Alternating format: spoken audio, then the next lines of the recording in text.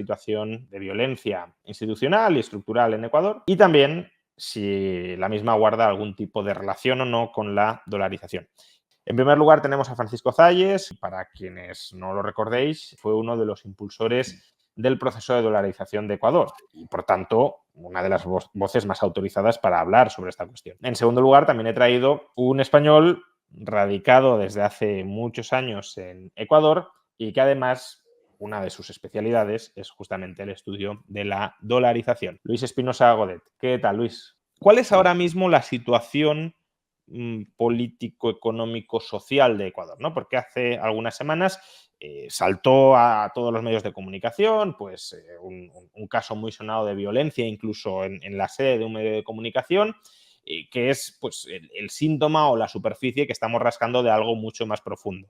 Pero, ¿de verdad se ha deteriorado tanto la seguridad en Ecuador durante los últimos años? ¿Cuál sería la radiografía de situación de criminalidad que hacéis ahora? Quizás me lanzo porque estoy viendo aquí. Yo quiero creer y creo que lo que ocurrió a principios de enero, que fue un día de gran violencia, fue el peor momento de violencia del Ecuador. Es verdad que la violencia se había venido deteriorando de manera muy grave durante los años 2022, 2023. Ecuador era uno de los países con menor violencia de toda América Latina y pasó a ser el país con mayor violencia en América Latina durante ese año. Se pasó de 6 muertos por cada 100.000 habitantes a 44, 3.592 muertos, cito de memoria, en el año 2023. Por tanto, fue un año muy malo. El asesinato de Villavicencio, candidato electoral, fue muy grave, pero en ese día fue horrible. Desde ese momento, el presidente Noboa ha declarado un estado de guerra interno, ha salido el ejército a las calles, hay un apoyo,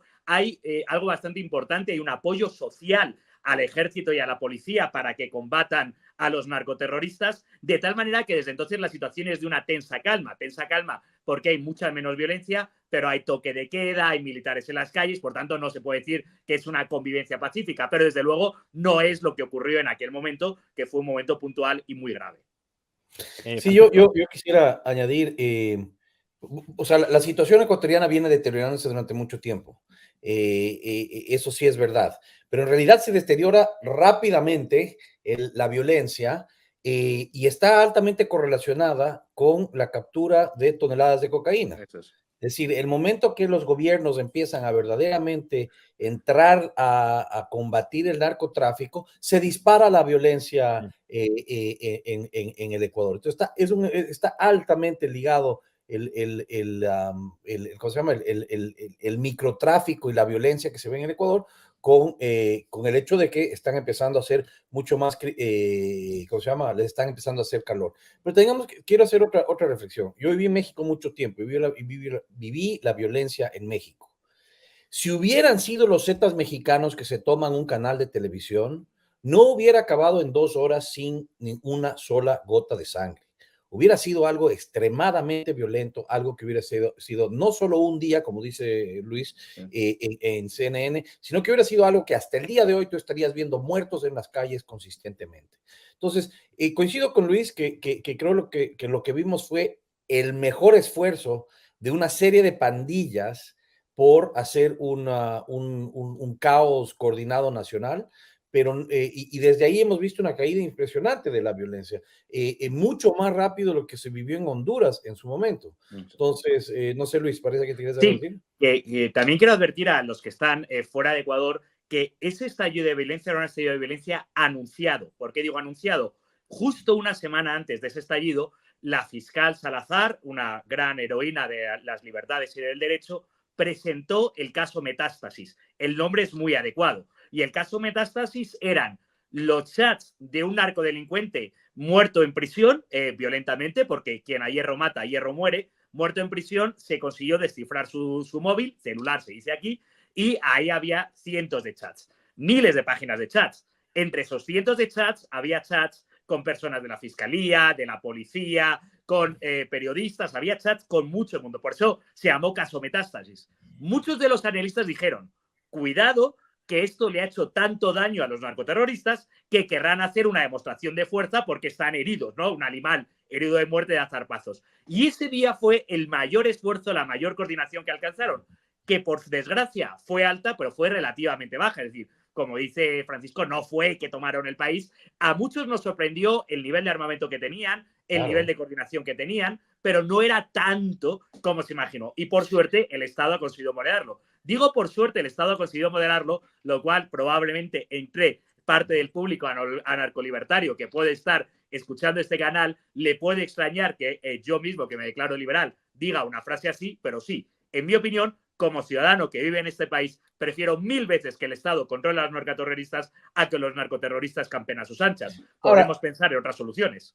Ahora, eso es, desgraciadamente, estoy absolutamente de acuerdo contigo, Luis, en teoría. Desgraciadamente, las estructuras narcos se infiltraron muchísimo en todas las estructuras del Estado, que fue algo que empezó a salir en el caso Metástasis, pero que ya veníamos desde antes. Hay un caso que se llama el caso Poseidón, en el cual salieron a reducir los narcogenerales, porque y no solo los narcogenerales, sino que los 32 imputados en el caso Poseidón fueron sobreseídos por jueces. Entonces, el problema de Ecuador no es solo un problema de una violencia que tuvo su día, sino que es un problema de institucionalidad y la falta de institucionalidad. Es importante para que los que estén escuchando que entiendan que el Ecuador no es productor de droga. El Ecuador es simple y llanamente un país de paso a través del cual pasa la droga, porque es más fácil para los ampones hacer sus fechorías en Ecuador por la baja institucionalidad de los ecuatorianos, de la economía ecuatoriana, del andamiaje ecuatoriano. Esa falta de institucionalidad hace que los ampones puedan hacer de las suyas como les dé la gana. Y la dolarización no tiene nada que ver con la violencia. Y como paso, o sea, simplemente... o sea, este argumento de que la dolarización ayuda a la violencia es tan irrisorio que la mayor parte del destino de las drogas del Ecuador van a Europa, ni siquiera van a los Estados Unidos. Entonces, los euros tendrían que lavarse antes de poder entrar como dólares al Ecuador. Entonces, ya podremos ahondar sobre eso, pero dale. Sí. Luego iremos a la derivada dolarización, violencia, pero por centrar, ¿no? Lo que vosotros consideráis que son las causas del estallido de la violencia en Ecuador. La causa es Correa.